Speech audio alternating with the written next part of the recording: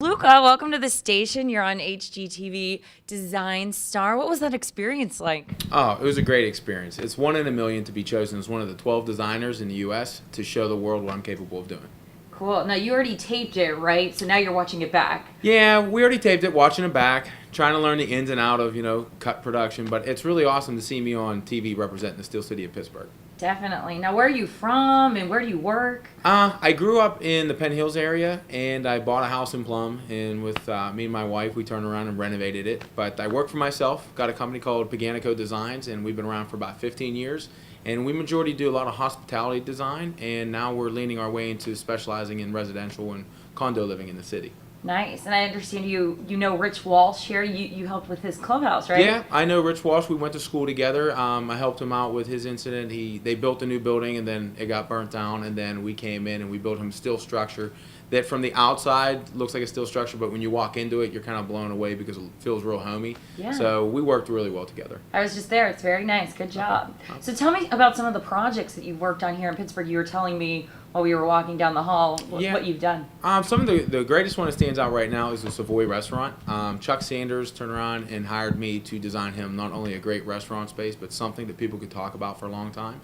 And what we did is we made it out of 75% green material. So not only is it a flashy, like LA Vegas style kind of atmosphere, it's also green, and it's very user friendly to everybody who comes in and sees it. And we've had a couple home tours recently in the South Side that we've flipped a condo. And it's really going off well, and the show's really helping out. So people are getting ready to see my style, my cutting edge, Yeah. And on the first episode, we saw some of your cutting edge. Yeah. You saw the couch. Yeah, you saw that great stuff. There's the couch was a great thing for me because I knew that we had to work with something big with 12 people in the house. There's a lot of other things that I did that maybe didn't get aired. But all that who know me know that when they saw that giant room, they're like, that's something that Luca could conquer. But working well with Danielle was great. I just think if you look online, you'll see some of the things I did, like some shelving units. We did some cool tables and stuff like that. But everything, it's a great experience just to see me on TV. Kind of look a little goofy sometimes, but I love it. No, you look great. You look great. And what's it like working with the other contestants? Did you become friends when you were on the show with them? It was extremely hard at first to work with them because everybody's out for their own job. So I had the mentality of I'm not there to make friends, but it was kind of so hard not to because I'm very personable, but I'm also outspoken. And when people started to get to know me, they were like, well, he's a really nice guy and he's very well-rounded in what he does. But we were told numerous amount of times through the production company that we were the best household group of designers in years that ever got along as well as we did. And right now we're all kind of like very good friends trying to wait to get the green flag to start calling each other and, emailing, how are you doing today? Because you can't do that right now until the show's over. Oh, really? Yeah. Okay, so you can't talk to each other until it's over. Yeah. So as much as you want to be like, I can't believe you did this and I can't believe you did that. Wow, they made me look bad. You can't defend yourself.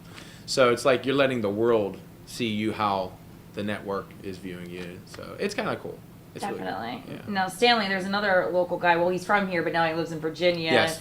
Were you friends with him on the show? Yes, we were. It was a great experience with him because we roomed together, and we were the two city boys that kind of stayed in a little white-on-white room because everybody else did all the flashy rooms, and we just said we do this every day for a living. So we took the laundry room and then we converted it into our bedroom, and that was it. We worked, went to bed, that's it. We got up. But Stanley's a good guy.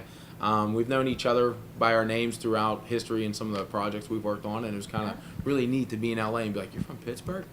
Another Steel City boy to represent. So Very cool. Very Now, cool. now you can't reveal, how you do or Stanley does or anyone does, right? But tell us what you win and if you did win or go far, what it would mean to you. If you win the Design Star Challenge, you have your opportunity to have your own series.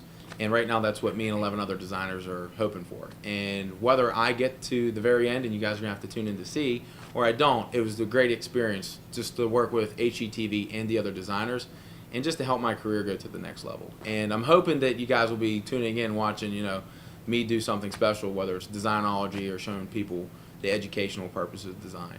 Right. Well, we hope you do well, but no matter what, it's great exposure, right? It's excellent exposure, and like I said, it's one of those opportunities I think thousands of people try it out for, and I was lucky enough to be chosen.